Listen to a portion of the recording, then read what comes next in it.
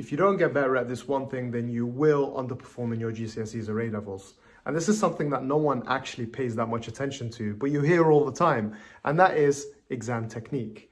Now, I already know that you've heard this loads of times, but I also know that you don't even know the basics about exam technique. You don't know what it means, you don't know how to measure it, and most importantly, you don't even know how to get better at it. Most people that I talk to about exam technique say, oh, to get better, you just need to do more past papers, just do more practice. It's the worst advice I ever hear about exam technique. Now, I know because I've been privately tutoring for approximately 10 years, where I've worked with more than 100 students, literally watching them while they do the exam to analyze which ones are getting the A stars and the 9s and what are they doing to get them, and then combining that with the micro habits that I used to implement when I got A stars in my A levels to develop an exam technique framework that when I taught that to the other students, allowed them to achieve higher grades. Now, what is exam technique? So exam technique is the process of converting knowledge and understanding of the contents into marks in an exam, okay? So the entire deficit between someone who knows and understands the content really well, but isn't getting the grades that they want in the exam is entirely due to exam technique.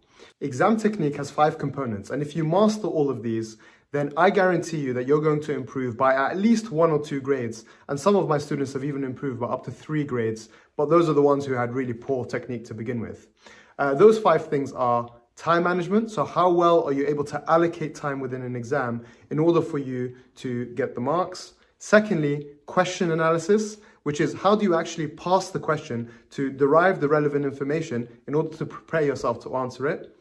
And then answer design, which is how do you actually write out your answer on paper that maximizes the amount of marks that you can get? And then fourthly, you have error minimization, which is what strategies do you employ in the exam to minimize the chances of making mistakes?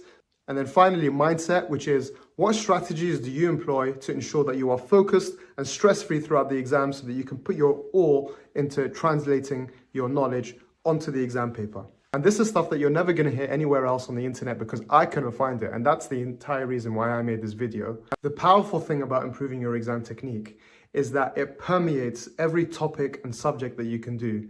The techniques I'll be teaching you are going to work best within maths and the sciences.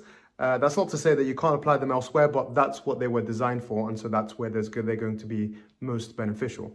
Now, over the next few videos, I'm going to be giving away all my secrets on how to improve your exam technique completely for free.